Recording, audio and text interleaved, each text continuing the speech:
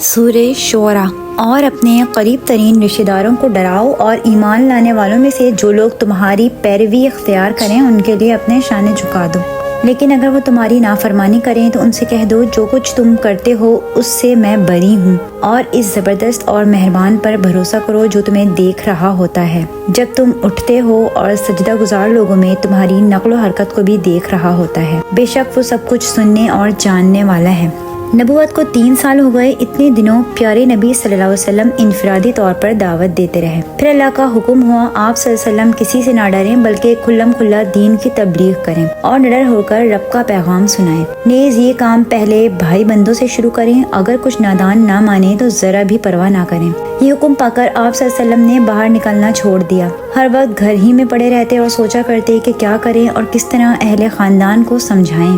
یہ بات ایسی نہ تھی کہ یوں ہی چھپی رہتی، چند ہی دنوں میں سارے عزیزوں رشتہ داروں میں پھیل گئی اور ہر طرف اس کا چرچا ہو گیا۔ پھوپھیوں نے سنا تو وہ بہت ڈریں اور گھبرائیں کہ محمد صلی اللہ علیہ وسلم بیمار تو نہیں پڑ گئے یا کہیں کسی پریشانی میں تو نہیں گر گئے۔ چنانچہ وہ سب آپ صلی اللہ علیہ وسلم کے پاس آئیں اور بولیں، پیارے محمد کہو کیا حال ہے، گھر سے نکلنا تم نے کیوں چھوڑ دیا؟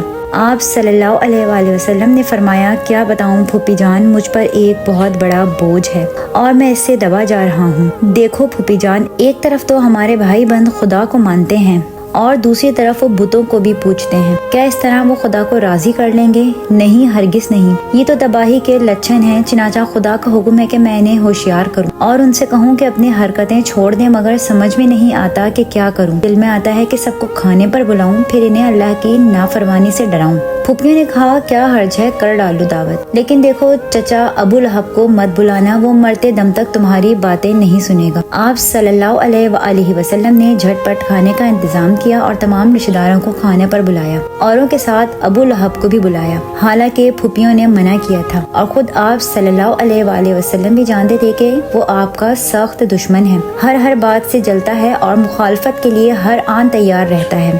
دعوت میں بہت سے لوگ آئے، سب کھانے پینے میں شریک ہوئے، ان میں آپ کے چچا بھی تھے، چچیرے بھائی بھی تھے اور سبھی رشتہ دار تھے۔ آپ وہیں بیٹھ گئے کہ لوگ کھا پی چکے ہیں تو اپنی بات کہیں اور سب کو دین کی دعوت دیں۔ ابو لہب نے سوچا یہ تو بڑا اچھا موقع ہے، لاؤ محمد کو گھیریں، اس نے جو باپ دادا کا دین چھوڑا ہے، ایک نیا دین گڑھ لیا ہے، اس پر کچھ ڈرائیں دھمکائیں۔ اتفاق سے عزیزوں میں سارے لوگ بھی موجود ہیں، خوب بات بنے گی۔ یہ سوچ کر وہ فوراً کھڑا ہوا، بولا، محمد یہ تمہارے چچا ہیں اور یہ چچیرے بھائی، دیکھو تم وہی راگ الاپو جو ان کو بھلا لگے۔ یہ جو کچھ دنوں سے تمہارا سر پھر گیا ہے، کہتے ہو کہ باپ دادا کا دین غلط ہے اور اس سے ہٹ کر ایک نیا دین نکلا ہے، تو دیکھو ان حرکتوں سے باز آ جاؤ، اس طرح کی باتیں اچھی نہیں۔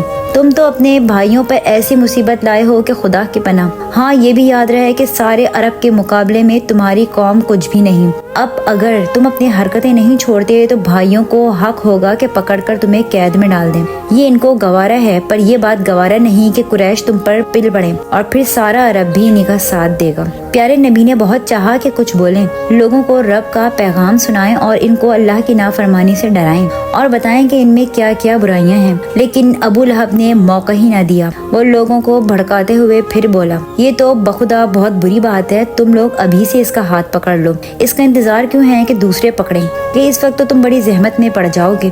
اگر حوالے کر دو گے تو ذلیل ہوگے اور ہمیشہ کے لیے بدنام ہوگے، اور اگر حمایت کرو گے تو مارے جاؤ گے۔ آپ صلی اللہ علیہ وسلم کی ایک پھوپھی صفیہ رضی اللہ تعالیٰ عنہ تھیں، وہ بھی وہاں موجود تھیں۔ یہ سب سن کر وہ بےتاب ہو گئیں اور بولیں، میرے بھائی تجھ کو شرم نہیں آتی کہ بھتیجے کی مخالفت کر رہا ہے؟ خدا کے قسم جاننے والے تو ایک زمانے سے کہتے آ رہے ہیں کہ آل مطلب میں ایک نبی ہوگا، سن لے وہ نبی یہی ہے۔ ابو لہب بہت زور کا کہکا لگاتے ہوئے، تمہارا کیا، ہاتھوں میں چوڑیاں پہن لی اور گھر میں بیٹھ رہی، اگر قریش دشمن ہو گئے اور ہم سے جنگ کی ٹھان لی اور پھر دوسرے قبیلوں نے بھی انہی کا ساتھ دیا تو پھر کیا بنے گا؟ وہ تو ہمیں چیونٹی کی طرح مسل کر رکھ دیں گے۔ ابو طالب بولے، جب تک جان میں جان ہے ہم اس کا ساتھ دیں گے۔ ابو لہب نے کہا، بھائیوں چلو یہاں سے نکل چلو، اب یہاں ٹھہرنا ٹھیک نہیں۔ چنانچہ سب اٹھ کر چل دیے اور آپ صلی اللہ علیہ وآلہ وسلم دل کی بات دل ہی میں لیے رہ گئے۔ اس کے بعد آپ نے ایک بار پھر دعوت کا انتظام کیا اور خاندان والوں کو دوبارہ کھانے پر بلایا۔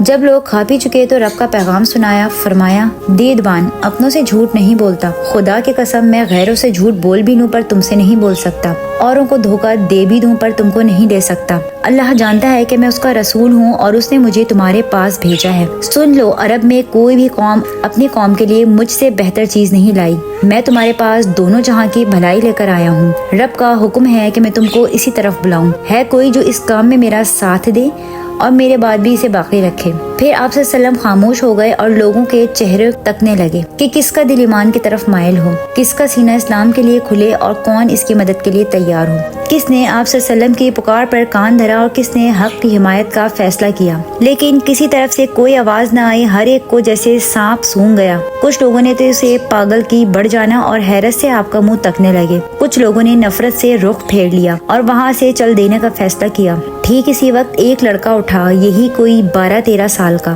بدن بھی کچھ یوں ہی سا، چھوٹا سا قد، دبلا پتلا جسم، آنکھیں آئی ہوئی، مگر تھا بہت بہادر، بڑی ہمت والا۔ اٹھ کر بولا، اللہ کے رسول میں ساتھ دوں گا، میں آپ کی مدد کروں گا۔ کتنا عجیب و غریب منظر تھا یہ۔ لڑکے کی باتیں سن کر اکثر بے قابو ہو گئے اور خاموش فضا قہقوں کی آوازوں سے گونج اٹھی۔ پھر وہ چوٹ کرتے ہوئے بولے، کیوں ابو طالب، اب بھتیجے کی پیروی کرو گے یا بیٹے کی؟